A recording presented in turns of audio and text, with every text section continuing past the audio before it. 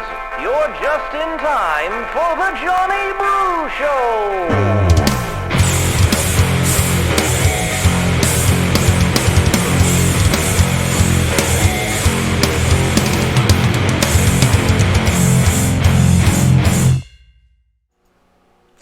What's going on, everybody? My name is John Brookhagen, host of the Johnny Brew Show, and thanks for tuning in for another great week. It's October 2nd, the weekend of October 2nd, and of course, this is 4 years after the October 1st tragedy, October 1st, 2017, where we lost 58 innocent people. That number has since gone up to 60, I believe, in the official counts due to people dying of their injuries over the past 4 years or within the past couple of years. So if anybody cares, I was at the Knights game, at a preseason game, before they ever were an actual NHL team. Before their first official NHL game, it was the preseason. And we went to the game, and we actually went home.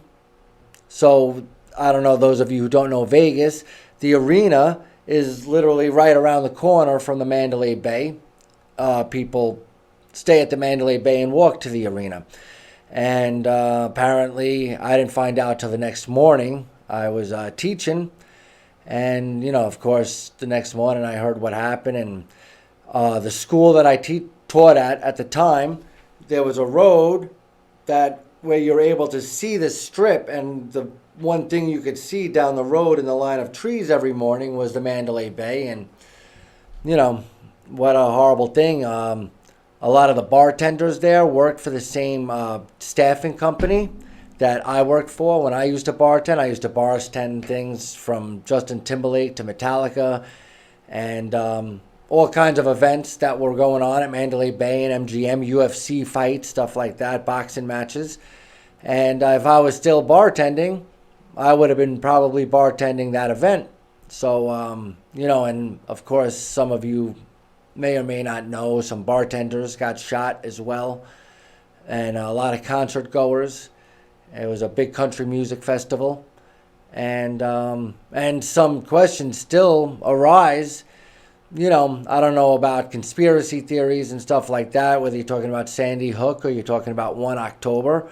But there definitely is not as many answers as you would imagine from what I do believe is the largest mass shooting that wasn't necessarily terrorism or like, say, 9/11 in American history. All attributed to one individual. I think it was 600 people injured. I know it was over 500 people injured in some capacity. I think it was something like almost 500 people shot. Some of those injured were people who got trampled and stuff like that. But, that was quite an event. And now you also have a lot of questions still remain about the GoFundMe account. Governor Sisolak and Sheriff Joe Lombardo have been asked questions about that. And the Johnny Brew Show, unfortunately, doesn't have any answers to those questions. And but I did want to pay homage to the people who passed away and got injured and lives were forever changed. And also bring recognition to the fact that these are still issues that remain. Coronavirus, lockdowns, mandates, First Amendments, Second Amendment issues, all that stuff shouldn't distract us from the fact that these GoFundMe accounts and the answers about this being attributed to one person, what were his motives, what really happened on October 1st, we still don't have answers to that. We got a great weekend. I don't have any interviews. I hope you don't mind. I'm excited because I'm really going to go around the whole world. I know how much some of my biggest fans, and I'm your biggest fan as well, love when I cover the potpourri of national news. And that's what we're going to be doing today. So that way you always know where we stand. Because the Johnny Brew Show has only one objective. To speak just common sense and logic to the hysteria that's going on around us. And I feel like, again, nobody, especially the mainstream media and the liberal outlets, but even the conservative news outlets, we start to lose the forest for the trees because we're so upfront and into the hysteria of what the mainstream media is giving us. Just an example. I like to start out the show by thanking you guys. I'm seeing great growth. More and more people are watching, supporting us. The Facebook page is growing. Well over 1,000 people now are following the Johnny Brew Show. Common Sense Nevada, where we continue to grow our base. And I had a little YouTube scare because they're talking about, I got one ding. I got one flag. You know what my flag is? It's because I showed public comment at a county commissioners meeting. So now public comment in the public sphere, what's going on in our government, is getting me flagged for some kind of misinformation. Because somebody who speaks at a public comment, whether it be at a school board meeting or a county commissioner meeting, if they don't like what those people have to say, and me as a media organization myself trying to share with you what's happening at these public government forums, if I share that with you, even on live stream, I get flagged for that. So we are also now going to be going to supplement our viewers. We're going to be going to Rumble as well, assuming that I'm able to figure out how to download after we record these. We'll be going to Rumble right there. You like that choreography? So if you guys like Rumble better than YouTube, please support us over there. Guys, we are on. Keep up now. Get out a pen. Because I need you to like and subscribe to all of them. And then just view us on your favorite media device. But we are on YouTube. We are on Rumble. We are on Spotify, Apple Podcasts, and about a dozen other podcasting services. And of course, we are on Facebook as The Johnny Brew Show. Just type in The Johnny Brew Show to any one of those media outlets or providers. YouTube, Rumble, Spotify, Apple Podcasts, another 8 or 10 other ones that I don't remember the names, but maybe that's where you listen to your podcasts. And then Facebook.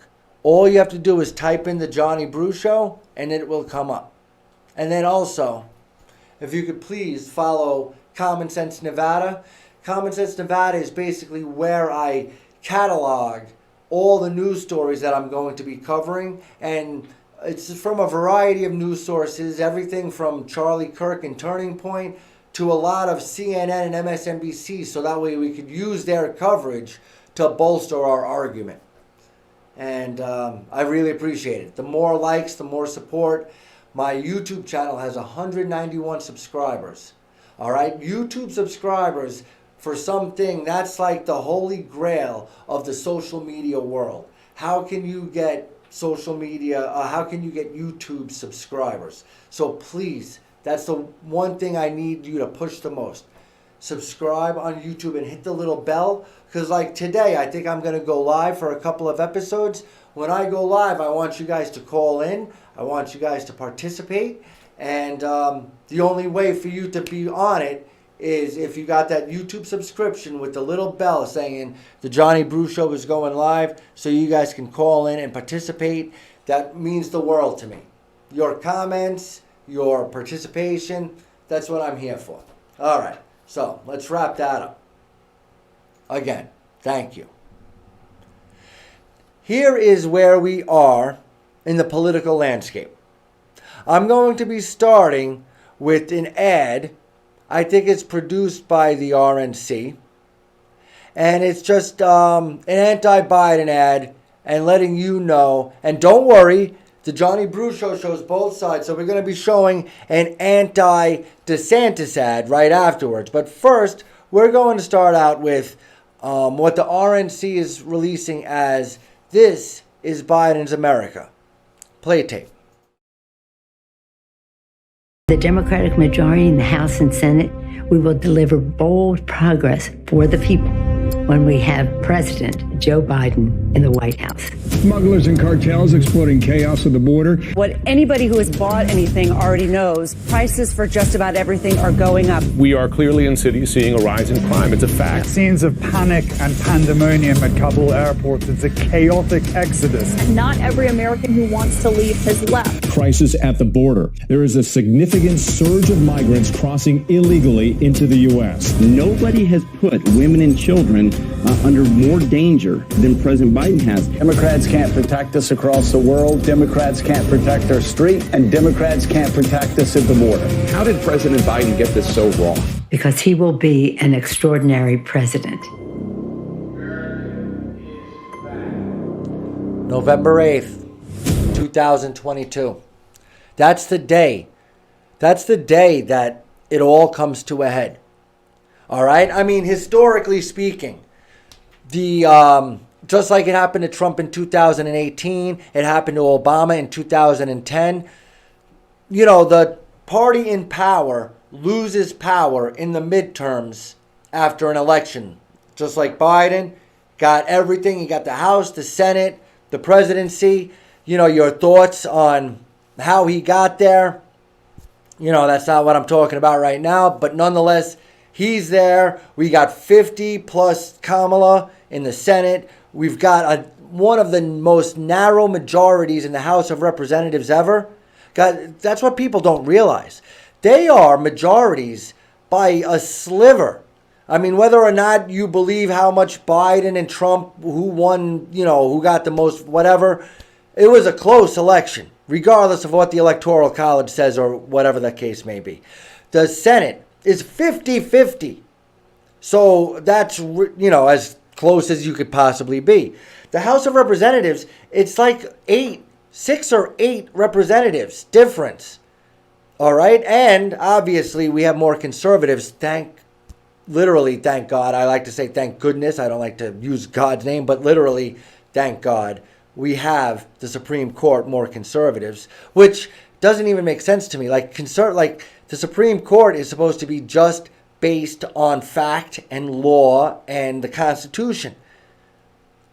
Every justice should be conservative, but I guess that's my skewed white supremacist thinking. Sorry. All right.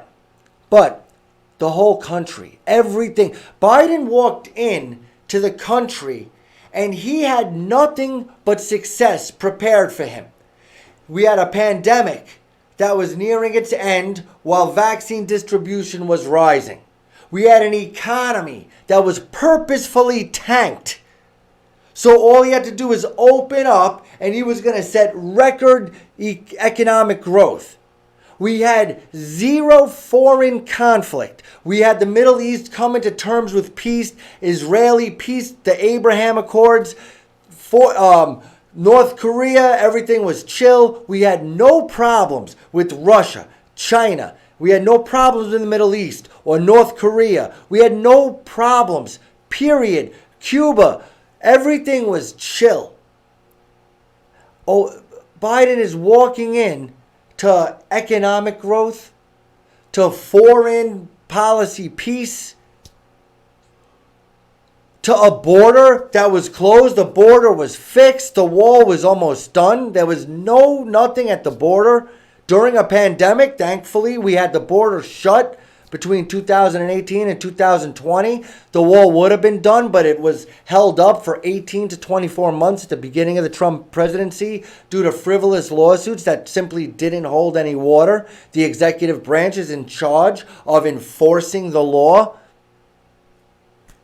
So him building a wall to enforce the Congress's border laws is exactly what he was supposed to be doing. Meanwhile, Biden is trashing it.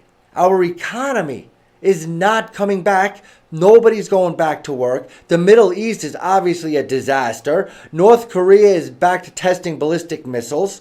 The China thing, the Russia thing, all Democrat conspiracies and making China look good and making Russia look bad because they attribute that to Trump. The whole thing, the Durham reports are coming out. The whole thing is falling apart. But what do they want to distract us with? This is what the Democrats are releasing as an anti-conservative, anti-DeSantis political attack ad. And you tell me if this makes you scared of Republicans.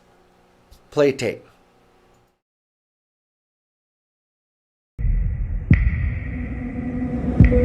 Ladies and gentlemen, on behalf of your cabin crew, we'd like to inform you that we have officially entered Florida airspace.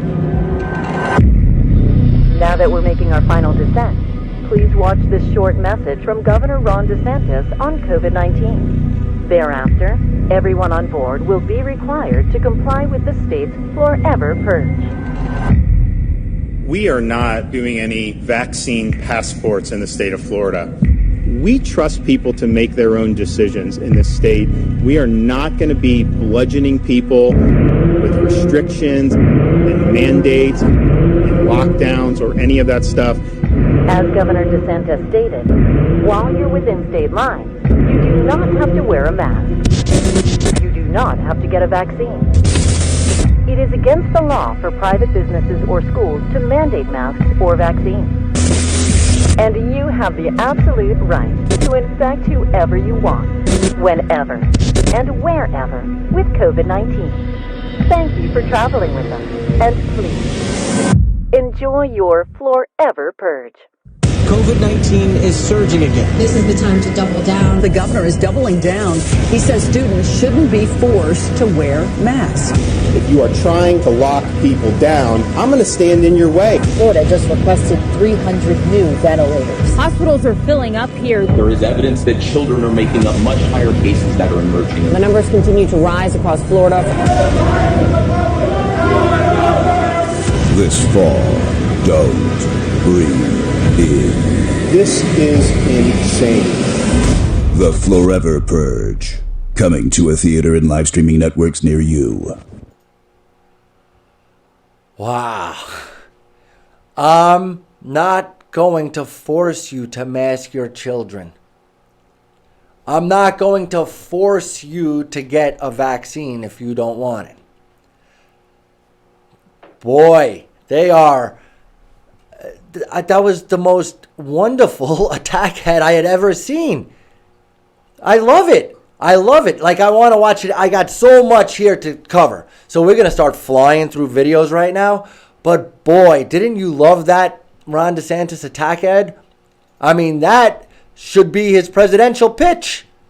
You can do whatever you want, wherever you want, with whomever you want, because you live in America.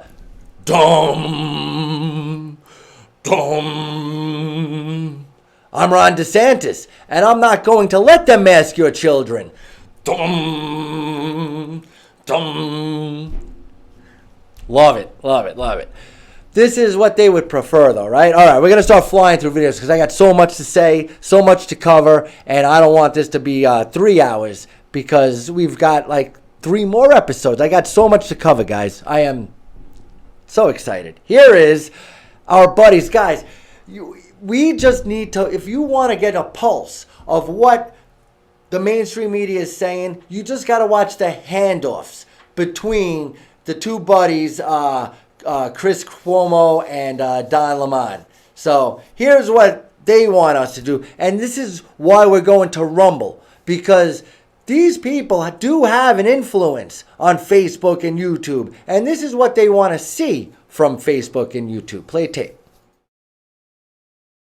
Lemon. Okay, so you know this one I'm fired up about. I've always felt this way, that social media should be regulated. They should follow the same rules that we follow here in legacy media. You shouldn't just be able to spread things about people that's not true. So it has a big influence on someone's livelihood, their credibility, their career, even their lives. And so I think that it should be regulated. I've always thought that. I don't think that I should be able just to go on Twitter or Facebook or Instagram and say whatever I want about Chris Cuomo, whether it's true or not. I don't believe that people should be able to do that, or about anyone, even someone who doesn't like me. I don't believe that you should be able to do that. Holy cow, is he in touch with reality at all? Number one, there are laws. I cannot go on Facebook and say that somebody is a rapist or a murderer. That's called defamation. Yes, Facebook should be considered the public square. Anybody should be able to say anything they want. But you cannot slander, defame, or otherwise besmirch anybody and say something that's blatantly false. I can't say that, whatever, somebody's a rapist or a murderer. I get that's defamation. That's number one. Number two, the same standards that you're held to, these are the same two idiots that said that the Covington kids were white supremacists, right? With the whole Native American argument and the smile. They're the ones who went on and said that Carter Page was a Russian spy. These are the people that said that Jesse Smollett was beaten. Like they're the ones who they covered up the Hunter Biden story, but meanwhile make up lies about Trump and his Russian involvement. For 2 years, that's all they talked about. The irony. Here's another one. Here's them talking about how people, I'm nobody, but people like on Fox News have no journalistic integrity whatsoever. It's great. Just play tape. You guys can't believe what they're doing over there on CNN. Things that are felonious that you're letting get by just because it works for your business model. Yeah. And the time has come for them. We have to flip it and show us that you can't do what you're being asked to do. The most egregious of it all, though, is what you said. It's the people who have the biggest platform on social media. They're all righties. They're all righties. All of them are righties. And listen, even in, if you want to call it legacy media, even some of the conservative media, they do the same thing. They have they have no real protocol. They have no real structure in what they say what they want. They put headlines and things and write about things. They say it's opinion. Yeah, this is all opinion. But that most people, we would never even put it on, give it the light of day because that's because we have news accountability. That's the Fox farce. The whole nighttime lineup is entertainment. All right, but Fox and social media, they said then they shouldn't put news behind it. And social media should do the same thing. They should not just be able to put things out there and with and because face they no know consequences. What? They have no accountability. Do you guys, I mean, like, seriously, I understand that, like, a lot of these mainstream media outlets, like, they think they're telling the truth in their own mind. But there's no way that these people, especially Cuomo, he was the one trying to explain to his brother how to get out of sexual allegations. He's the one who was leading the charge against the Covington kids. He's the one who's been peddling more fake. I cannot believe that he could even still have a job. His credibility is zero. He was pretending he was hiding in his basement with the coronavirus, but he was getting into like fist fights with bicyclists. And he was like running around and jogging when he was COVID positive, right when everybody was the most uncertain about it. And he was doing Cuomo from the basement and like pretending to emerge from the basement after like 14 days of being under quarantine, when meanwhile he was lying about the whole thing. These people have no accountability. And the thing is, there are people who consider themselves Democrats. And I've been saying on the Johnny Brew Show for a long time, if you're a liberal, you need to be a Republican. Liberals believe in free speech. Liberals believe in less government overreach and stuff like that. Liberals should be becoming more libertarian. Liberals who are considered part of the Democratic Party are realizing they're losing the party to the Democrat Socialists. I mean, for example, you look at the Democrat Socialists' website. They brag about having Lola Brooks on the school board for CCSD. She is a Democratic Socialist. How can we have a socialist of any kind in our government, much less on our school boards. How we need to be lovers of this country and the Constitution and the freedoms afforded by it, or covered by it. They're afforded by God, but they're protected by it. You got to believe in capitalism, the single number one instrument of lifting the majority of people out of poverty. The reason why people are flooding into America over the borders is because of capitalism and our Constitution. And we have somebody that doesn't believe in either of those things on our school board.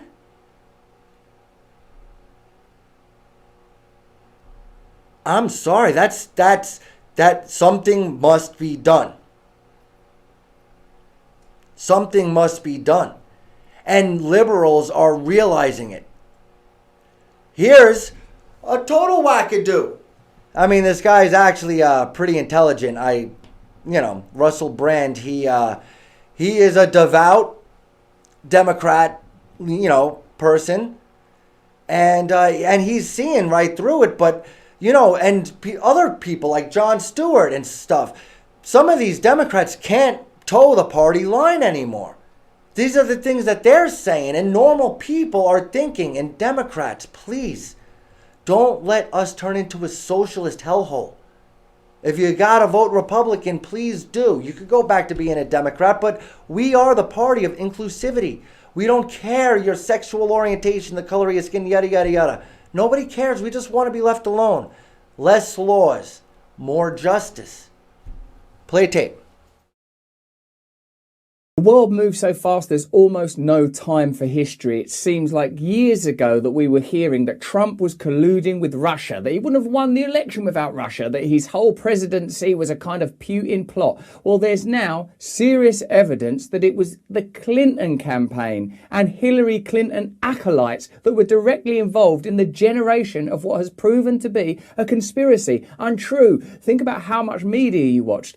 Me, a person who I would think, broadly speaking, is from the left, a liberal, certainly not a Trump supporting Republican, with respect to those of you that are, I find myself in awe, gobsmacked, flabbergasted and startled by these revelations that Russiagate was a Democratic conspiracy.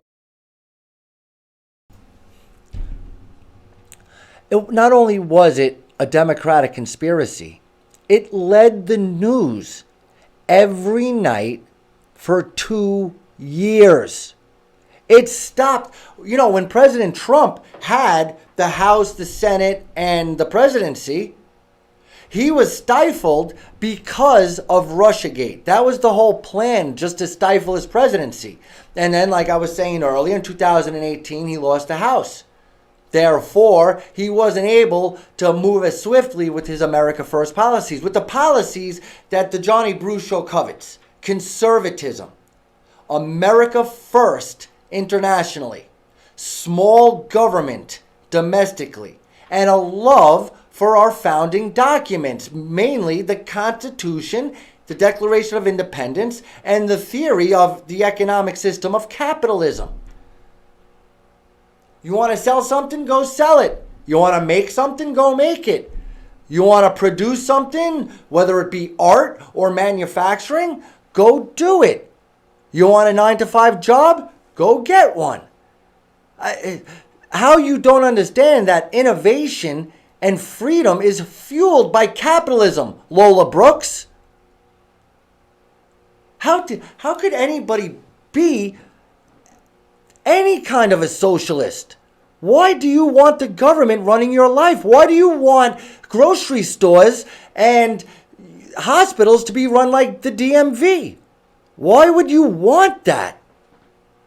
You saw what happened to the VA until finally, thank God, Trump cleaned that up.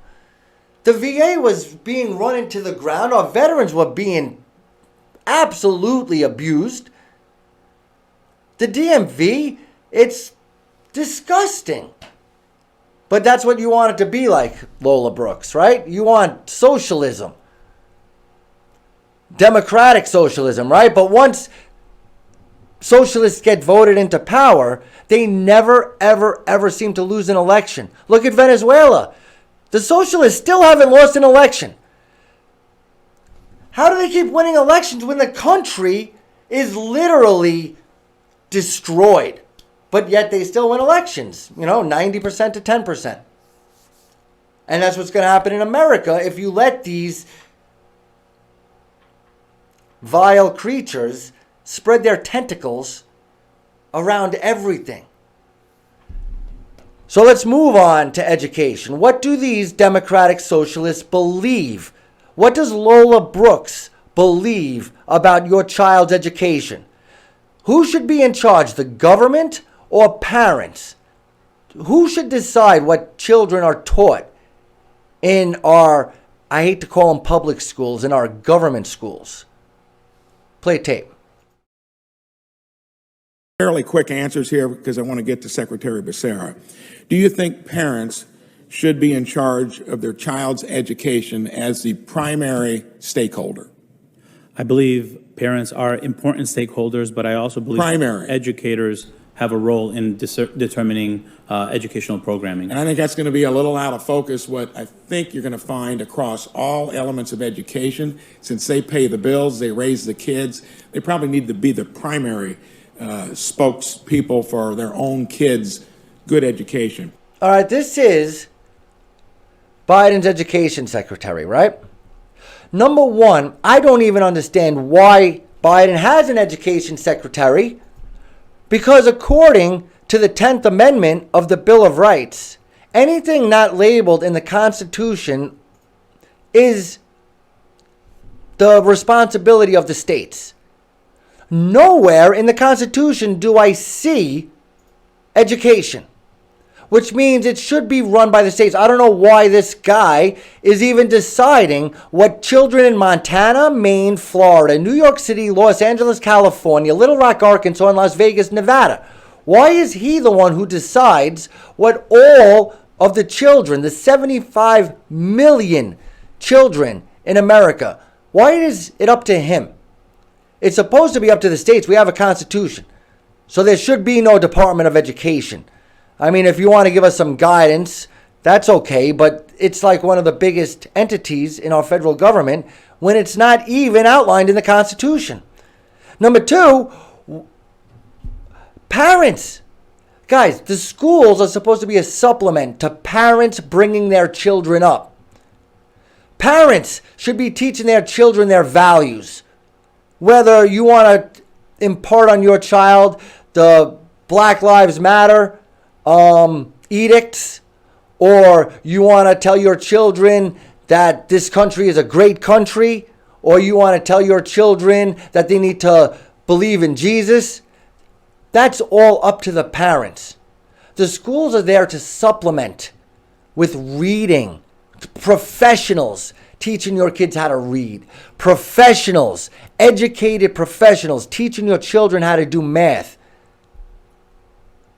The parents are the ones to decide how to teach culture to their children, what movies to watch. Whether your child is allowed to watch a rated R movie or a PG-13 movie, or is allowed to play video games, or watches the news, or is involved in politics, or is involved in protests. Some parents don't want their kids involved in protests. Some parents don't want their kids to have access to books that talk about anal sex.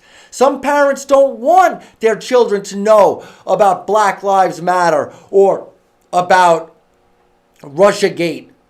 They just want their kids to go to school and learn how to read and write. That's it. Get some exercise during gym and maybe play an instrument. That's it. That's what the schools are supposed to be doing. Not imparting their Democrat socialist ways, Lola Brooks. Another conservative podcaster named Matt Walsh went down to the school board, and he had something to share. And this is actually a pretty interesting story, because he said on his podcast he was going to go down and speak. That night or something, they changed the rules of the school board meeting so that way he couldn't speak. So then he had to have a residence in the school district in order to speak. So he got a lease on a basement apartment in order to show that he had a residence in the school board, in the school district. And then he finally got his chance to speak. And this is what he spent. He's only allowed 60 seconds. This is what he spent his 60 seconds saying. Play tape.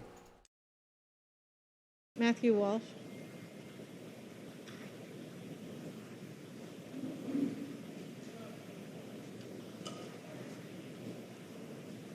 I would thank you all for allowing me to speak to you tonight, but you tried not to allow it, yet here I am. Now, you only give us 60 seconds, so let me get to the point. You are all child abusers.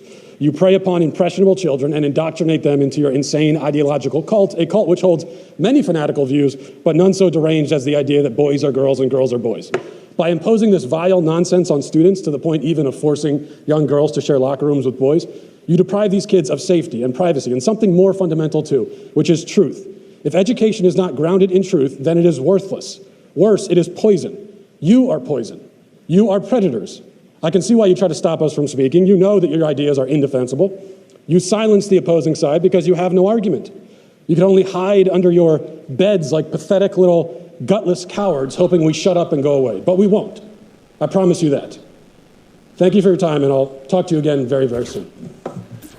All right. I mean, first of all, that goes back to just what I was saying.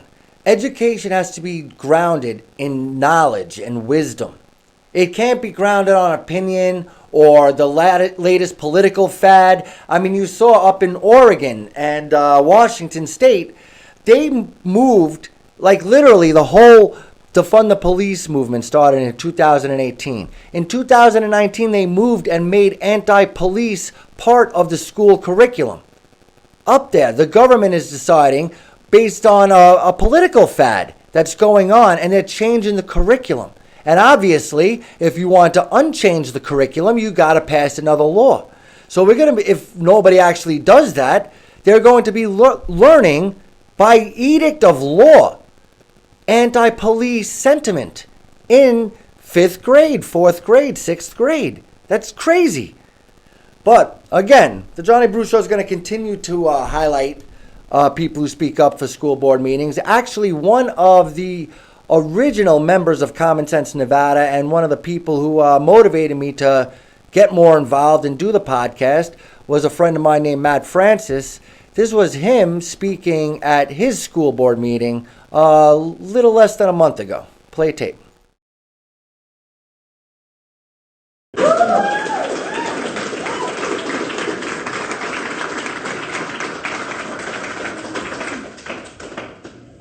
Hi, my name is Matthew Francis. This is my son. He graduated this year. Oh, wow.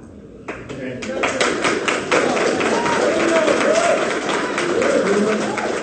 We went through hell last year, and you put all of us on the front line last year. We got to see everything that was going on. We have the men in blue here to protect you guys. They should be knocking on that door, arresting that man. I have nothing but respect for these men in blue as much as all these people do. If it weren't for these people, he'd probably be dead. Because people like this lifted him up. Do you guys know how much teenage suicide happened last year? 5 times. That's what we should really be talking about. That's on you guys. All of it. I want to ask for your resignation.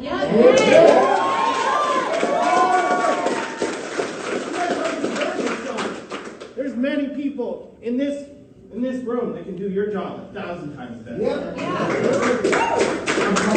I'm one of them. Because I care about children. I don't think you guys do. Or you wouldn't let this kind of stuff happen. This is ridiculous. I got this video this morning, and let me tell you, I'm not shocked. Why? Because there's another teacher right down the road, Leroy Green Academy, who did the same thing to my son and to many others. And you people know who it is. I'm not even going to mention the name, because thank God for these people. Another video. Because you're going to see another video as soon as they get to talk to me. I promise you that. You already know his name. I don't even got to mention it. I'm appalled that that man is still teaching at my daughter's school. I cannot believe it. My daughter is taking AP World History. She's so uncomfortable with taking the class. You know why she's taking that class? Because I wouldn't let her be in this other person's class. That's on you.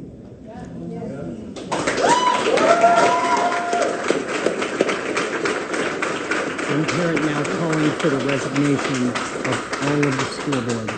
All right, so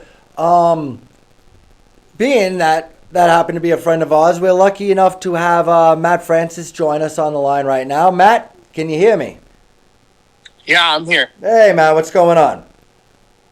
Not much. Well, the reason I wanted to have you on is because you were talking about a lot of things that I don't really have the context for, and I wanted to know if you could explain some of the things you were talking about. You were talking about, like your son wasn't doing too well, and you can't believe a teacher is still teaching. What exactly was going on? So my son and my family are conservative, and we caught my son's government teacher red-handed that he was grading him and a few of his friends differently based off of their political views. He was getting graded differently? Yes. And what do you mean you caught him red-handed? Well, there was a final that my son turned in, and on the rough draft, he got a B on the rough draft, got critiqued on the formatting of the essay, not the body of the essay. And so my son went back and corrected the formatting and thought when he submitted his final draft that he should get the same grade or a better grade. Right, it would be a B plus formatting. So now we're looking at least a B plus. Correct. And so when he turned in the final draft, it came back that he got an F on the essay. And when we inquired of what happened, the teacher then critiqued the body, saying the body of the essay didn't fit the instructions of the assignment.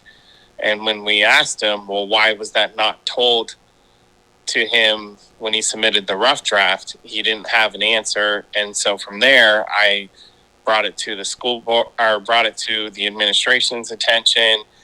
And well, so what does that have to do with political views or catching him? I mean, maybe he has it out for your son because he's, good looking, or because he's got too many pimples. I mean, how do you? Throughout the class, he was definitely. You could tell. I watched a few of the video, the online classes with my son, and you could tell that the people that my son knew that were conservative like him were being treated differently by the teacher himself. Just the way he would talk to them, the way he would cut them off, the way he would, a handful of them were they didn't feel like they were doing bad on their assignments, but they were definitely getting lower scores than some of their peers who had the same ideology as the teacher himself. And then this has been proven. The way you were talking, it sounds like they conceded that this was going on. Yeah, so they launched a full investigation, and the person I spoke to launch the investigation with the school board was appalled by everything we shared with them. We shared them the assignments, we shared with them different things that other students were saying, and this teacher also got caught on video calling another student racist while the student wasn't at his computer. He just outright just said, so-and-so is racist. And, and it was basically because he was speaking about Trump that day. Right. And then you also alluded to something like your son would be dead if it wasn't for the support of the community. You want to just expand on that a little bit? So my son went through hell last year with the whole distance learning, just not being able to experience the life of a senior, none of the traditions, nothing, just being locked at home. And my son decided one day when we were at a grocery store, he saw a recall booth and there were people over there, and he asked my wife if he could go check it out. He went over there, introduced himself, and from that point on, he started volunteering for the recall efforts for the state of California, and he probably volunteered about 15 hours, and I personally believe that whole experience brought some life back into him, and if it weren't for the community of people just, you know, pulling him in and having him enjoy life and live freely, that, you know, who knows how dark it could have gotten. Well, that's great. And obviously I know your son. He's a really, really great kid. And then the last thing I wanted to ask you is, you were covered there by Project Veritas, and we had noticed that, I think you went viral. I think you had over 1 million people watch the video of you speaking at that school board meeting. That was probably a pretty cool experience, I guess, for lack of a better term. Yeah, it was very humbling. Well, one strange thing. A friend of mine texted me that night and hey, I just watched you live on the school board meeting. He lives in San Diego, and I was like, well, that's weird. That's someone right. You're in Northern California, and he saw it in Southern California. When Breitbart picked it up and everybody started watching, I went to a rally 2 weeks later, and a handful of people came up to my son and I, hey, I know you guys think you're doing what you're doing. Nice. It was just weird. Good. Well, that's cool. You deserve the recognition. I appreciate you calling in and let us know some of the details behind what happened. No problem. I appreciate what you guys are doing. Thanks, man. All right. Well, we'll catch you later. Thank you very much. And we will continue moving on. This is, again, another Democrat speaking, not in secrecy, not in a recorded phone call, but this is another Democrat during a debate explaining what these Democrats and Democrat socialists, people like Lola Brooks, want from your children, or who they decide should be teaching your children and deciding what your children learn. Play tape.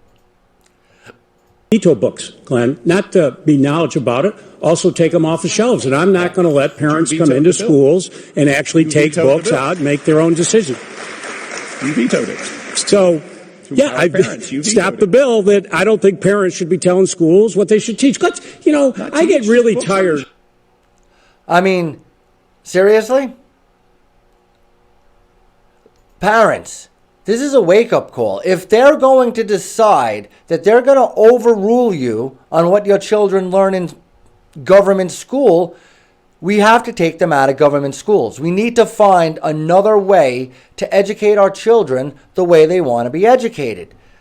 We can't have the government deciding to tell kids that there's 84 different genders and that sex is malleable. I'm sorry, a doctor who does biology needs to know that whether the patient is a boy or a girl. We can't have teachers requiring kids to go to a protest in order to fulfill their semester requirements for a grade. Maybe some parents don't want their kids going to a protest. We can't have books about certain sexual things that parents don't want their children exposed to. It is absolutely the parents' right, above and beyond all else, what is being taught in our schools. There's plenty of stuff to learn about.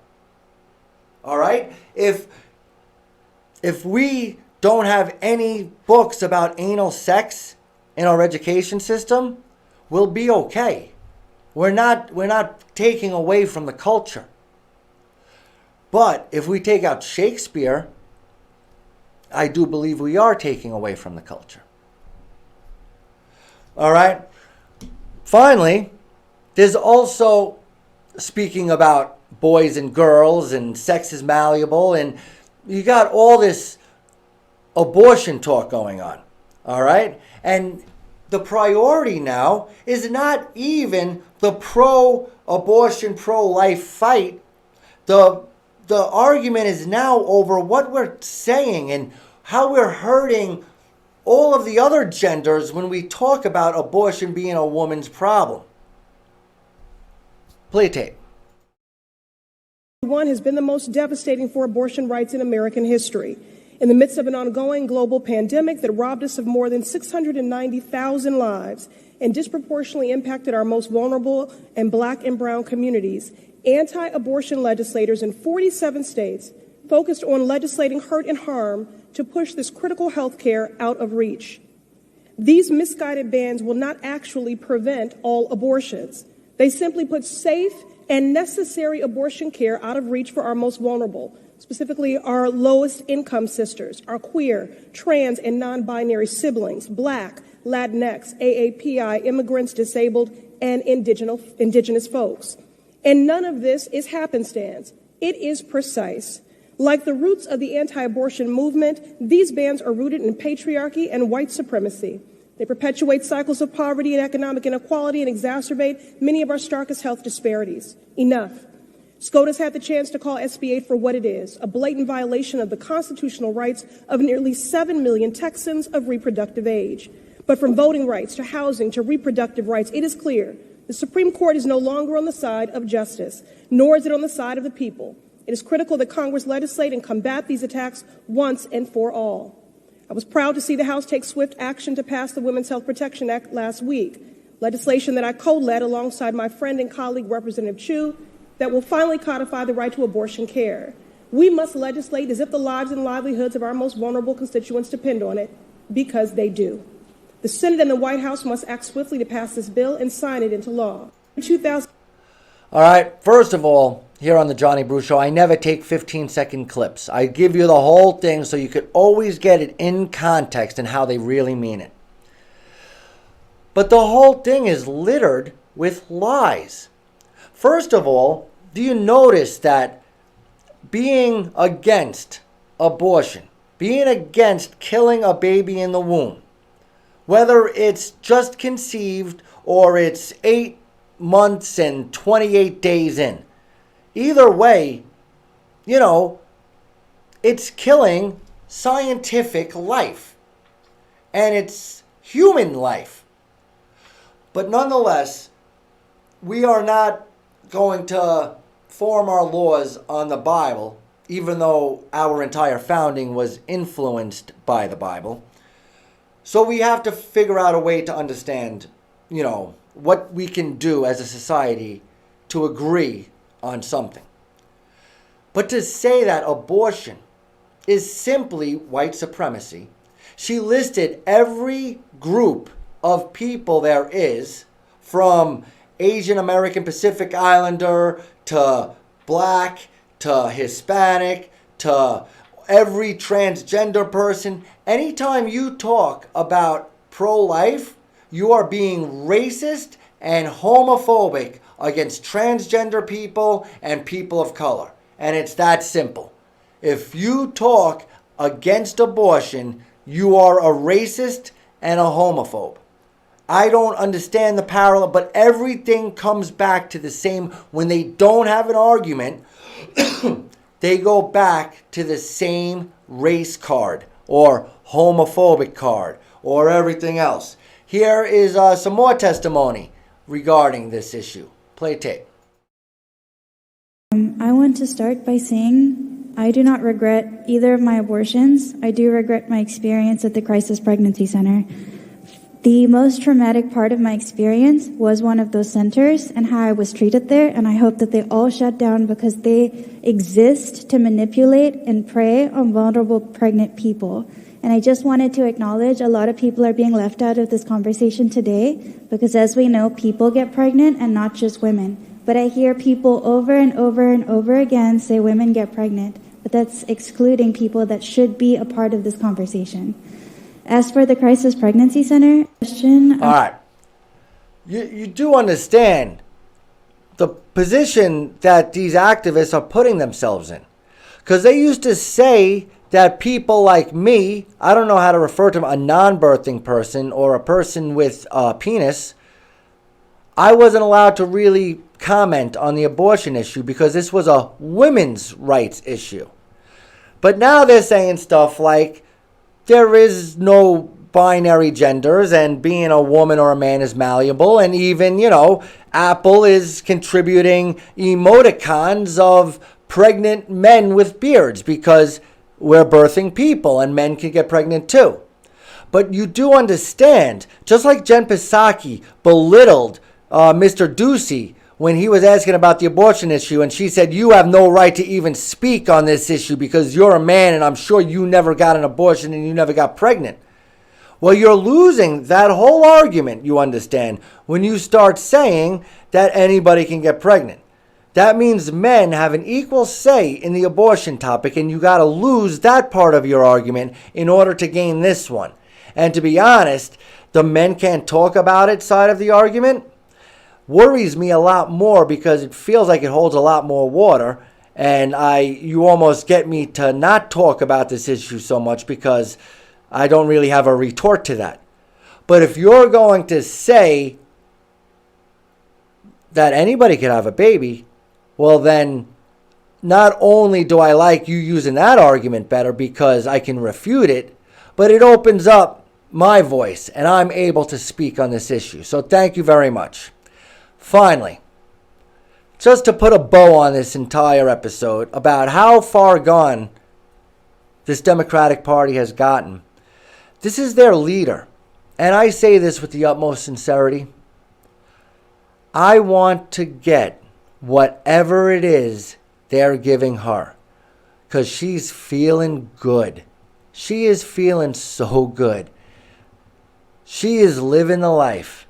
And she doesn't even know where she is.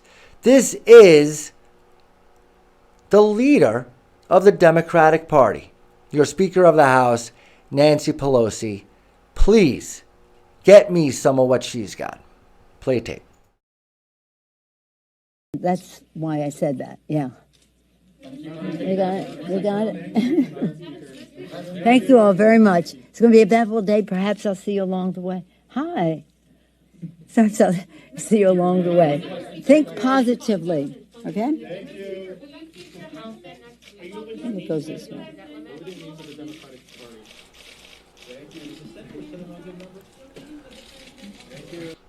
All right? And even when she walks away, the way she's holding her fingers, I know I got some law enforcement friends. You tell me, if she was driving a car and talked to you that way, put on the mask the way she did, said, oh, hi, to somebody standing off in the corner, you're telling me you wouldn't give her a sobriety test? She is out there right there. She is whack. But that's okay. Right?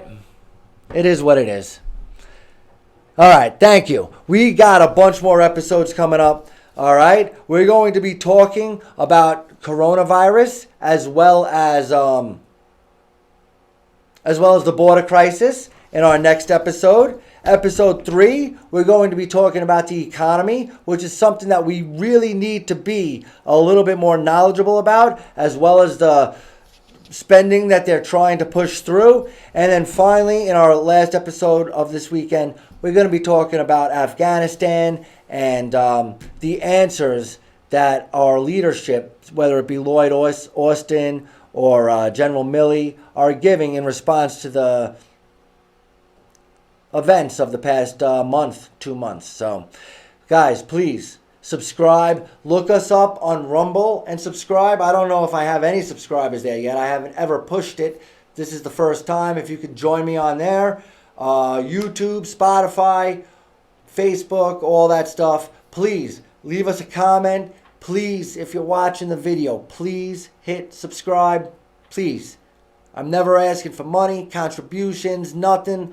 I just want you to subscribe on the YouTube video because I know 75% of the people who watch the YouTube video don't hit subscribe. Hook a brother up. You can always reach me, thejohnnybrewshow@gmail.com, or give us a text, 702-501-5304.